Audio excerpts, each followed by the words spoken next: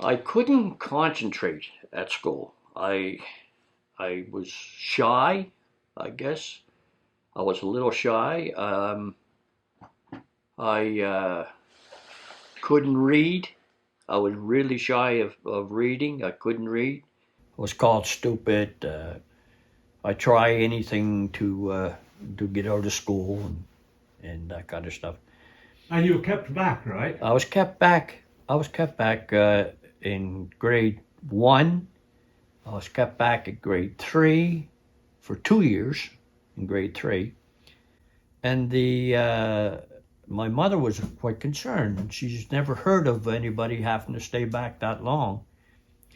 So she called the county, Nova Scotia County, and said, send a guy down to see me, and he gave me a test at my own home, and I passed it with flying colors.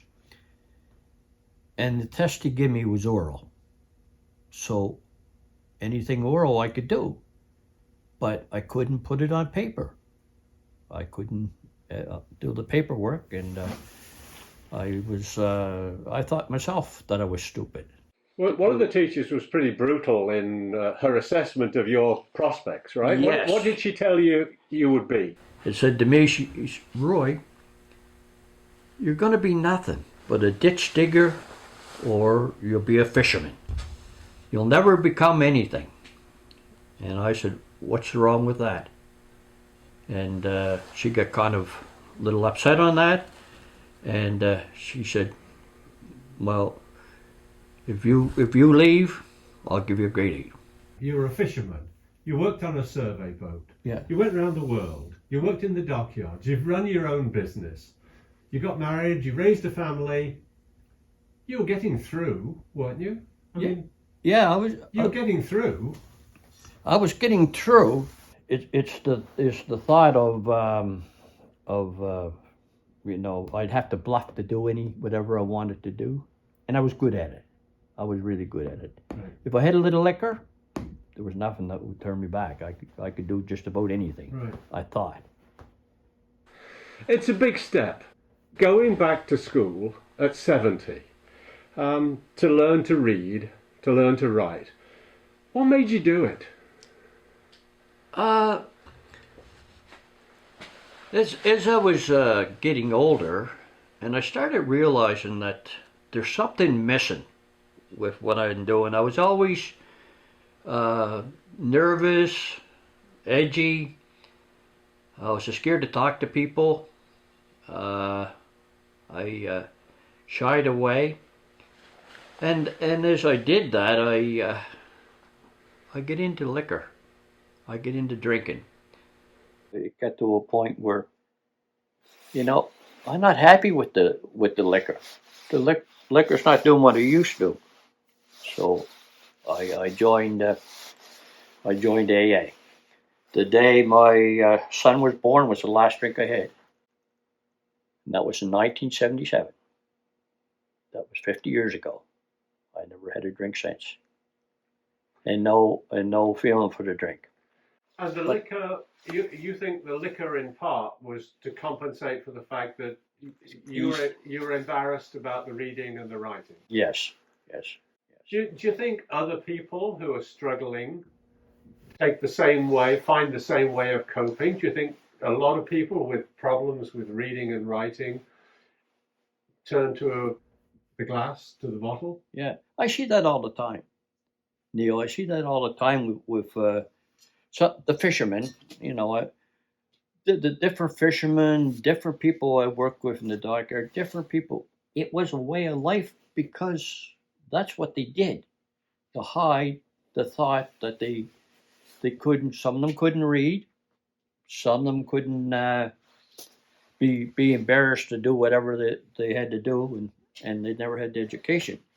Well, that's when I in the AA program, I met a guy that was going to the meetings with me, and I heard him saying he went back to school. And I said, told him, I said, after the meeting was over, I'd like to talk to you, and I want to know a little bit more of the schooling. And he told me, he said, Roy, he said, it was the best thing I've ever done in my life. He said, now I can read. And I said, geez, I'd love to be able to do that. And he said, Roy, you will. Just come with me.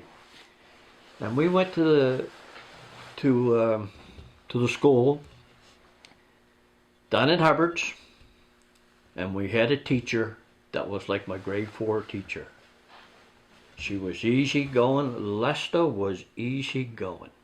She never raised her voice, never had to holler at us. A couple of things we did carrying on, but she never had to you know. And that's what I really needed, was something like that. Can you remember what it felt like when you walked into that classroom? It felt good because Neil, the people in the classroom were the same as myself. They were back there to learn to read and to write. Do you think they'd had the same journey that you'd had, the same worries about, I'll never be able to do it, or they hid their worries in a bottle? Do you think they'd had those same problems? They did. We talked about that every day. Every day we were together. And the reading, oh, man, I started to learn the Psalm words out. I learned to read. What was the first book? What was the first book that you wrote with? Moby Dick. Moby Dick, yeah. And she used to read to us every morning. When she came in, she'd read the book to us. And we'd sit and we'd listen, and then she would ask questions. What did we see into the book? And ask all different questions like that. And you could see it, you could feel with her talking and her saying, reading the book, the things flowed a lot easier. So I learned to Psalm words, and I learned to read a little bit. And I said to Lesta, Lesta, I'd like to write a book. I always wanted to write a book. How did it feel when you got that first copy? Can you remember? It felt so good, Neil. It felt so good. I did that. My God, I wrote a book. I met so many people that were friends of mine that I just said, I wrote a book. No, you didn't. Did you? Really? Yeah, I said I did. Wow. What did Peggy say to you when you gave her the book that you'd written? Oh, she said, I'm so proud of you. She said, Roy, I'm so proud of you. And she says that every day. She said, I'm so proud of what you're doing. You make me proud. It gives me a pain right here. I feel so good that somebody has finally said, Roy, you can do the job, or you can do what you want and be proud of you.